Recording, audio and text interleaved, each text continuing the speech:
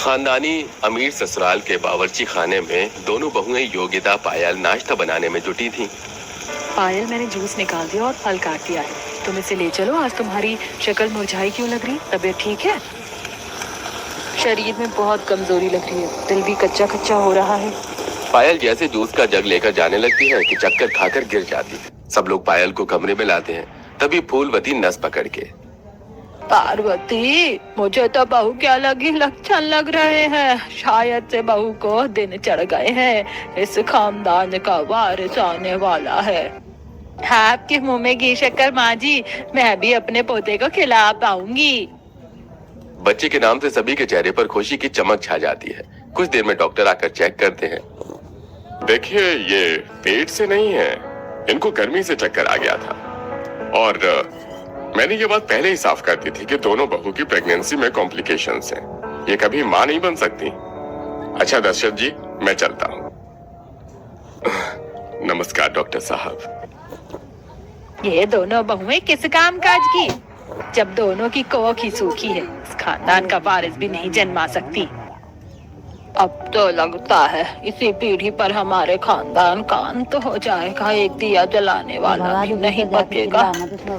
पूरा ससुराल वाले दोनों बहू से मुंह मोड़कर चले जाते हैं। पायल फूट फूट कर रोती है। अगर हमें बच्चा नहीं ठहर रहा तो क्या करें? हर बार माँ जी दादी माँ के कसे दाने कलेजे में तीर की तरह चुभते हैं। पायल, माँ जी और दादी माँ की बातें कड़वी जरूर है, लेकिन अब मुझे भी लगने लगा कि हम दोनों भांज हैं। हमारी शादी को 7 साल गुजर गया, हम दोनों अपने ससुराल वालों के ऊपर खरी नहीं उतर सके, इसलिए सबका मन हमसे खिंच गया। एक औरत माँ बने बगैर अधूरी औरत कहलाती है। इसी तरह समय गुजरता है। फिर एक दिन पड़ोसन मनोरमा आती है।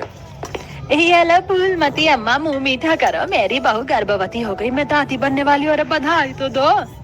खूब बधाई हो। लड्डू तो खाओ, शुद्ध देसी घी में बनवाई हूँ, हजम तो होंगे नहीं फिर भी। अब वैसे तुम्हारी बहू की खुशखबरी है कि नहीं? अभी तो कुछ नहीं है। बताओ, 2 महीने पहले ही बहू ब्याह कर लाई थी और इतनी जल्दी दिन भी चढ़ गए। जले पर नमक छिड़कने आई थी। माँ जी, अब इन दोनों बांझ बहू के भरोसे रहने का कोई लाभ नहीं। इनके पैर भारी नहीं होंगे। अब देव ही आखिरी उम्मीद है जो इस खानदान को बढ़ाएगा। दोनों पंडित जी को घर बुलाती हैं। पार्वती बहन, आपकी दोनों बहू के नक्षत्र खराब हैं। पंडित जी, क्या इसका कोई निवारण नहीं है? कोई तो तोड़ होगा जिससे हमारे घर का वंश चले। एक निवारण है, आपकी तीसरी बहू से ही इस कुल खानदान की पीढ़ी चलेगी। धन्यवाद पंडित जी। अब मैं अपने बेटे के लिए ऊंचे से ऊंचे खानदान की लड़की चुनकर ले आऊंगी जो इस खानदान को वारिस देगी। पार्वती अपने मन में अरमान सजा रही होती है। देव गरीब मेघा का हाथ थमाकर ले आता है। आओ मेघा, मैं तुम्हें सबसे मिलवाता हूँ। ये दोनों मेरी बड़ी भाभी हैं। ये मेरी माँ, पिताजी और ये दादी माँ। प्रणाम दादी जी, माँ जी। पैर पीछे खींचकर पार्वती गुस्से से, खबरदार जो हमसे नाता जोड़ा। देव, इस गरीब लड़की से शादी रचाकर तुमने इस खानदान की गरिमा नष्ट कर दी। इससे भली मेरी बांझ बहुएं हैं जिनके खानदान तो हमसे मेल खाते हैं, रिश्ते अपनी बराबरी में जोड़ते हैं। ताने सुनकर मेघा सिर झुका के रोने लगती है। तभी ससुर दशरथ, पार्वती, बच्चों को खुद का जीवन साथी अपने मनपसंद से चुनने का अधिकार है। बहू का गृह प्रवेश कराओ। मैं इस गरीब बहू को अस्वीकार करती हूँ। गुस्से में दशरथ आरती की थाली लाकर बहू का स्वागत करते हैं। कलश गिराकर मेघा पैर छूती है। सदा सुहागन रहो, दूध नहाओ, पूतो फलो बहू। देव, बहू को कमरे में ले जाओ। चलो मेघा। मेघा, दादी माँ और माँ के बर्ताव के लिए मैं माफी मांगता हूँ। इसमें उनकी कोई गलती नहीं है। उनका अरमान टूटा है। आपने मुझ गरीब को चुन लिया, इसलिए उन्हें ठेस लगी है। मेघा, अब तुम मेरी धर्म पत्नी हो। देखना, तुम जब इस खानदान की औलाद दोगी ना, तो सबके गिले शिकवे खत्म हो जाएंगे। मेघा सबका दिल जीतने के प्रयत्न में लग जाती है। कुछ दिन बाद, रामू, रामू, अभी तक खाना क्यों नहीं लगा? मालकिन, खाना बहू रानी बना रही है, इसलिए। मेघा खुशी खुशी खाना परोसती है। माँ जी, आज मैंने खास आपके मनपसंद का मूंग दाल हलवा, पुलाव और मटर पनीर बनाया है। चक्कर बताइए ना, मुझे भूख नहीं है। माँ जी, उस बेचारी का दिल रखने के लिए थोड़ा सा खा लो। भड़कते हुए सास खाने से भरी थाली फेंक देती है। खा लिया मैंने खाना, अब खुश। माँ जी, मेरी वजह से अन्य का अपमान मत कीजिए। आप बताइए, आपका दिल जीतने के लिए मैं क्या करूं? मुझे इस खानदान का चिराग चाहिए। बोल मेरी गरीब बहू, क्या दे सकती है तू? तभी मेघा गिरकर बेहोश हो जाती है। कुछ देर में डॉक्टर आते हैं। डॉक्टर साहब, मेरी मेघा ठीक तो है? घबराने की कोई बात नहीं है, बल्कि ये तो खुशी की बात है। ये प्रेग्नेंट है। क्या मेरी छोटी बहू गर्भवती है? बरसों से इस घर में बच्चों की किलकारी सुनने के लिए मेरे कान तरस गए थे। दादी सास खुश होकर थाली बजाकर ठुमका लगाती हैं। सारे मोहल्ले में हल्ला हो गया, घर में हमारे भी लल्ला हो गया। सारे मोहल्ले में हल्ला हो गया, घर में हमारे भी लल्ला हो गया। धिक्तना धिक्तना धिक्तना धिक्तना धिक्तना धिक्तना। ईश्वर तुम्हारे गर्भ के फल को हर बुरी बला से बचाए। रामू, ये रख लो। धन्यवाद मालकिन। योगिता बहू, पायल बहू, अब से तुम दोनों को छोटी बहू के खाने पीने का खास ख्याल रखना है। जी माँ जी। मेघा के प्रेग्नेंट होने से जेठानी जलन से भर जाती है। इसी तरह महीने गुजरते हैं। बहू, मैंने तेरे लिए घी के लड्डू बांधे हैं, खा ले। दादी सास हाथ से लड्डू खिलाती है। तभी दोनों जेठानी जूस फल काट कर ले आती हैं। देवरानी जी, फल छील कर लाई हूँ, खा लो। दीदी, अभी पेट भरकर घी के लड्डू खाए हैं, ये फल आप खा लीजिए। अरे बहू, ये दोनों फल खाकर क्या करेंगे? तू बच्चा पैदा कर रही, ताकत की जरूरत तुझे लगेगी। इन बांझ बहुओं के लिए रोटी चावल खाना काफी है। खड़ी क्या हो, चलो जाओ यहाँ से। वैसे भी तुम्हारा परछावा तुम्हारी देवरानी के लिए सही नहीं है, वो पेट से है। दोनों जेठानी को ये बात सुई की तरह चुभती है। जिसे देखो सबके मुंह पर मेघा मेघा ही चढ़ गया। हमारा महत्व तो जैसे इस घर में नौकर चाकर का ही रह गया है। आखिरकार वो मेघा इस घर को चिराग जो दे रही है। एक बार उसका बच्चा पैदा हो गया तो इस घर का जमीन जायदाद सब कुछ उसी के नाम जाएगा। हम तो बस सेवा पानी करने में पिसेंगे, अपना आखिरी दाव चलना पड़ेगा। जलन से भरकर दोनों जेठानियां इस बात की खबर शादीशुदा नंद को देती हैं, जो कि अगले दिन आती है। चेतना बेटी, तू ऐसे अचानक चली आई, कोई खबर नहीं थी? माँ, खबर तो आम लोगों को भी नहीं दी गई कि देव की शादी हो गई और भाभी उम्मीद से है। आपने तो न्योता भेजा नहीं, इसीलिए मैं गोद भराई में खुद चली आई। थोड़ी दिनों में मेघा की धूमधाम से गोद भराई होती है। वो अपने मायके के दृश्य को याद करने लगती है, जब अपने माता पिता के साथ बैठकर रूखी सूखी रोटी नमक खा रही होती है। माँ, मेरा पेट भर गया, आप लोग खा लीजिए। मेघा, मुझे मालूम है घर में अनाज कम है, इसीलिए तू आधा पेट खाकर उठ गई। भगवान तुझे ऐसा घर वर दे जहाँ तुझे खाने पीने की कभी घटी ना हो। मुझे अपने भाग्य पर यकीन नहीं हो रहा कि मैं इतने ऊंचे खानदान, धन दौलत से भरे खानदान की बहू हूँ। मेरे होने वाले बच्चों को इतने लोगों का ममता और दुलार मिलेगा। सब लोग मेघा को गोद भराई में उपहार देते हैं। तभी चेतना एक गुड्डा देती है। भाभी, सबने आपको कुछ न कुछ दिया, लेकिन मैं आपको देने नहीं बल्कि लेने आई हूँ। अपनी कोख का पहला बच्चा दे देना। चेतना, ये कैसी बातें कर रही है? हमने एक एक दिन इस बच्चे का इंतजार में गुजारा है, इस खानदान का वारिस कैसे चलेगा? माँ, जिस तरह तुम्हें अपने खानदान वारिस चलाने की चिंता है, मुझे अपना घर बसाने की चिंता है। क्या तुम नहीं चाहती कि तुम्हारी बेटी का घर बसे?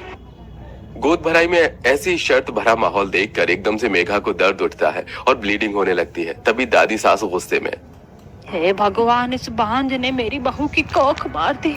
अरे कहीं बहू का बच्चा तो खराब नहीं हो गया? माँ, मेरा बच्चा। माँ जी। पार्वती मेघा का सिर सहलाती है। कुछ देर में पूरा परिवार अस्पताल आता है, जहाँ मेघा जुड़वा बच्चे को जन्म देती है। माँ जी, देखिए, मेरे पोते पोती की नाक तो बिल्कुल मेरे देव से मिलती है। आज मेरे घर को चिराग मिल गया। माँ जी, इस बच्चे पर सबसे पहले दीदी का अधिकार है। दीदी, आप मेरा बच्चा रख लीजिए। चाहे आप इसका लालन पालन करें या हम कहलाएंगे तो ये हम सबका। कलेजे पर पत्थर रखकर बहू हाँ तो कर देती है, लेकिन चेतना का दिल पिघल जाता है। भाभी, मुझे लड़का नहीं लड़की चाहिए, क्योंकि खानदान को वारिस देने वाला लड़का नहीं बल्कि एक जननी, एक औरत होती है। मुझे माफ कर दीजिए, मैं दोनों बड़ी भाभी के भड़कावे में आ गई थी। हमें माफ कर दो मेघा। ईश्वर ने हमें गर्भवती होने का सौभाग्य नहीं दिया, शायद इसीलिए हम तुमसे जलने लगे थे। जेठानी जी, भले इस बच्चे को मैंने जन्म दिया है, पर इस पर मुझसे ज्यादा अधिकार आप दोनों का होगा। कई सालों बाद खानदान में बच्चे की किलकारी गूंजने से पूरा परिवार खुशी से भर जाता है, क्योंकि समाज में हर कोई अपने खून खानदान के लिए मरता है। आज गरीब देवकी की बेटी लक्ष्मी को देखा देखी करने लड़की वाले आने वाले थे, इसीलिए पड़ोसन कादम्बरी के घर आकर कहती है, कादम्बरी बहन, वो दरअसल आज लक्ष्मी को देखने लड़के वाले आने वाले हैं, तो कोई बढ़िया ढंग की चादर, कुर्सी और कप प्लेट दे दीजिएगा नाश्ता पानी करवाने के लिए। अरे बिल्कुल देवकी बहन, ले जाओ। आखिर एक पड़ोसी ही दूसरे पड़ोसी के काम आता है। मगर बाद में अपनी बेटी को भेज देना, मुझे फेशियल थ्रेडिंग करवाना था।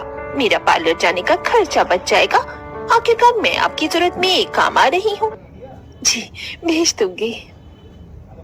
देवकी के हद से ज्यादा गरीब होने के चलते ज्यादातर पड़ोसी उससे बोलचाल नहीं रखे थे, मगर कादम्बरी जो कि लालची औरत थी, अपना सामान दिखाने के बदले खूब फायदा उठाती थी, क्योंकि लक्ष्मी ब्यूटी पार्लर सीखी हुई थी। कुछ देर में घमंडी सौदामिनी पर्स टांगे, गॉगल्स लगाए बिचौलन शीला के साथ आती है। कुछ देर के बाद, लीजिए होने वाले समधन जी, गरम गरम चाय के साथ समोसे खाइए। यहाँ के समोसे बड़े मशहूर हैं। बहन जी, इतनी गर्मी में चाय कौन पिलाता है? कोई पेप्सी या कोल्ड ड्रिंक मंगा लेती। चलिए जाने दीजिए, हमें आपकी लड़की पसंद है, बाकी का तय तमान अभी कर लेते हैं। जी मैं समझी नहीं। देखिए, यदि आपकी दहेज की कोई मांग है तो क्षमा कीजिएगा। दहेज देने में मैं सक्षम नहीं हूँ, मगर मेरी लक्ष्मी को सिलाई कढ़ाई से लेकर ब्यूटी पार्लर का सारा काम आता है। ये देखिए, ब्यूटी पार्लर के कोर्स की डिग्री भी है। पूरे 95% अंक मिले थे। देखो जरा, ब्यूटी पार्लर का कोर्स भी सरकारी से कराया है। ये सर्टिफिकेट केवल रद्दी है, और वैसे भी जमाना सर्टिफिकेट का नहीं बल्कि दहेज देखता है। चल दिवाकर बेटा। दहेज की लालची सौदामिनी गरीब लक्ष्मी को ठुकरा कर उठकर चली जाती है। बहन जी ऐसे मत जाइए, रुक जाइए। आखिरकार तुझको क्या मंजूर है ऊपर वाले? क्या लिखा है तूने मेरी लक्ष्मी के भाग्य में? दिल छोटा मत करो देवकी बहन, क्या पता भगवान ने इसे लाख गुना अच्छा रिश्ता हमारी लक्ष्मी के लिए रखा हो। शीला समझा बुझाकर चली जाती है। अगले दिन, माँ आज किरण की हल्दी मेहंदी है, तो उसकी माँ ने सजाने के लिए बुलाया था। पैसे भी दे देंगी, मैं जा रही हूँ। अच्छा ठीक है। थोड़ी देर में लक्ष्मी शादी वाले घर में पहुंचती है, जहाँ कुछ नाइन औरतों के नाखून काट रही थी। अरे ओ नाइन, जरा ठीक से ढंग से नाखून काटो और महावर भी चढ़ा देना, एड़ियां फटी फटी सी दिख रही है। माँ जी, इन आंटी जी से बात करने का लहजा कितना खराब सा है। नीचा बाहू, इतनी बातें नहीं देखते हैं, शादी का घर है। कौशल्या बहन, निशा बहू और बाकी औरतों के बाद में नाखून काट कर महावर चढ़ा देना, थोड़ा शरबत पी लीजिए। राम राम राम राम। अरे पद्मा, तुझे जात पात का थोड़ा सा भी ख्याल नहीं है, जो इन छोटी जात वाली नाइन सास बहू को अपने घर के बर्तन में जूस दे रही है। ये सुनकर काजल भड़क कर बोलती है, आंटी जी आपको किसने हक दिया हमें जलील करने का? देखो जरा, इस कल्लो मैया की जुबान कैसी कैची की तरह तेज चल रही है। पता नहीं कौन भया कर ले जाएगा इसे।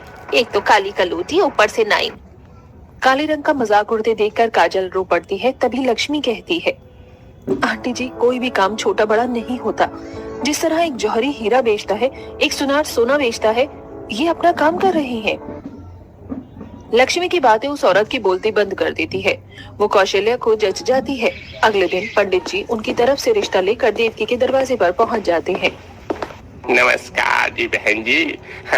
जी आपकी लड़की के लिए एक बड़ा ही नेक रिश्ता लाया हूँ। नाई से भरा परिवार है उनका, खुश रहेगी बिटिया। थोड़ा सोच विचार कर देवकी रिश्ते के लिए हाँ करती है।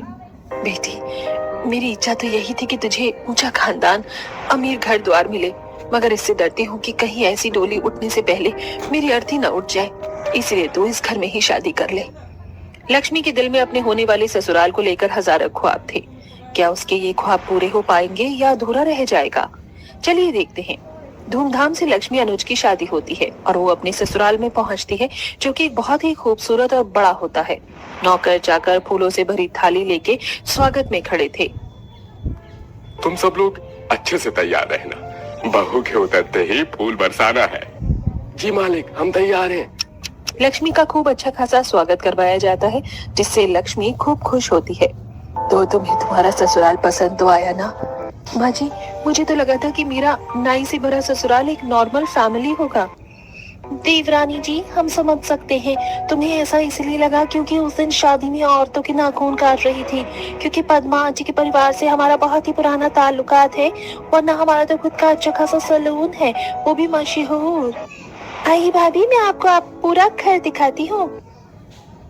काजल लक्ष्मी को पूरा घर दिखाती है, जहाँ बड़े बड़े कमरे, किचन, लिविंग हॉल और हाई फाई सैलून भी बना हुआ था। काजल, ये क्या भला है? यहाँ तो शॉवर वगैरह भी लगा हुआ है। क्या ये बाथरूम है? जी नहीं भाभी, ये बाथरूम नहीं बल्कि बड़ी और छोटे भैया का सैलून है। काफी सारी मॉडल्स अपनी हेयर कटिंग और हेयर वॉश करवानी आती है। इस तरह लक्ष्मी का उसके नाई से भरे अमीर ससुराल में पहला दिन गुजर जाता है। अगले दिन वो बाल धोकर झाड़ रही थी कि तभी सास आती है। अरे बहू, तुम तैयार हो गई तो जल्दी से आ जाओ, चूल्हा पूजन करना है। और ये कमरे में तुम्हारे इतने बाल क्यों बिखरे हैं? अगर गलती से खाने में निकल गया तो इस घर के मर्दाने खाना नहीं खाएंगे। माँ जी, मेरे बाल बहुत ज्यादा कमजोर हैं, टूटते हैं। बहू, तुम्हारे बालों को कटिंग की जरूरत है, काफी दुमुहे बाल हैं। रुको, मैं बराबर करती हूँ। कौशल्या कैंची से कुछ ही मिनट में बहू के बाल काट छाट कर बराबर कर देती है। लो बहू, अब तुम्हारे बालों की ग्रोथ बहुत ही बढ़िया तरीके से हो जाएगी। अरे माँ जी, आपने मेरे बालों की कितनी अच्छी कटिंग की है। भूल गई बहू, तुम नाई से भरे ससुराल की बहू हो। वैसे समधन जी ने बताया था कि तुम्हें ब्यूटी पार्लर का बड़ा अच्छा काम आता है, तो गुड़ को उभारो। अगर तुम्हारी इच्छा होगी तो हम तुम्हें ब्यूटी पार्लर खुलवा देंगे। ये सुनकर लक्ष्मी काफी खुश होती है। नाई से भरे ससुराल में पूरा दिन हाईफाई घर के लड़के लड़कियों की कटिंग करवाने के लिए भी भीड़ लगी रहती। ससुर, जेठ, पति सब सैलून के यूनिफॉर्म पहने हुए कस्टमर को अटेंड कर रहे थे। निर्मल जी, टेल मी, मुझ पर बटरफ्लाई कटिंग कैसे लगेगी? सूट करेगी ना? अरे बूढ़ी घोड़ी लाल लगाम, बुढ़ापे में इसे बेबी कटिंग करवाना है, जैसे कि बारबी डॉल लगेगी। आपने कुछ कहा क्या? नो कमिनी जी, मैं तो ये कह रहा था कि आप पर बटरफ्लाई कटिंग बहुत सूट करेगी। श्योर। वैसे भी निर्मल जी, अभी तो मैं यंग हूँ और जवान हूँ। तभी लक्ष्मी ससुर, जेठ, पति से खाना पूछने आती है। ससुर जी, आदर्श भैया, खाना खा लीजिए, लंच का टाइम हो गया है। लक्ष्मी, तुम चलकर खाना लगाओ, बस हम इस क्लाइंट की कटिंग करके आ रहे हैं। जी अच्छा। थोड़ी देर में पूरा परिवार साथ बैठकर खाना खाता है। कौशल्या जी, अपने पड़ोसी भारद्वाज जी है ना, उनके यहाँ से पार्टी का न्योता आया है। पूरे परिवार को सादर आमंत्रित किया है, तो आप सब लोग जाकर तैयार हो जाइएगा। अजी, फालतू में ब्यूटी पार्लर में जाकर खर्चा करने की क्या जरूरत है, जब घर में ब्यूटी पार्लर सीखी हुई बहू मौजूद है, सबका मेकअप कर देगी। लक्ष्मी अपनी सास, जेठानी, ननद तीनों का अच्छे से मेकअप करती है और सब पार्टी में पहुंचते हैं, जहां कोकिला काजल के काले रंग का खूब मजाक उड़ाती है। देखो देखो, मेकअप किया, काला कौवा भी पार्टी में आ गया। अरे कौशल्या बहन, तुम्हारा परिवार तो नाई से भरा हुआ है, थोड़ी हजामत अपनी काली बेटी की भी करवा लो, वरना कल को शादी में बड़ी दिक्कत परेशानी आएगी, क्योंकि जमाना बदल गया है। लंगूर के हाथ में अंगूर नहीं मिलता। कोकिला की बात कौशल्या के दिल पर चाकू की तरह चुभती है। सब लोग घर लौट आते हैं। हर बार मेरे बच्चे के काले रंग के चलते उसको कितना कुछ सुनना पड़ता है। कितने रिश्ते कट गए, पता नहीं कब होगी इसकी शादी। माँ जी, आप चिंता मत कीजिए, काजल दीदी की शादी भी होगी और अच्छे घर में होगी। लक्ष्मी, जिसे पूरी तरह से ब्यूटी पार्लर का काम आता था, अपनी ननद का मेकओवर करती है। धीरे धीरे उसके चेहरे पर भी निखार आने लगता है और बहुत जल्द रिश्ता भी लग जाता है। लक्ष्मी, तुम्हारी वजह से आज काजल दीदी की बारात आई है, सब कितने खुश हैं।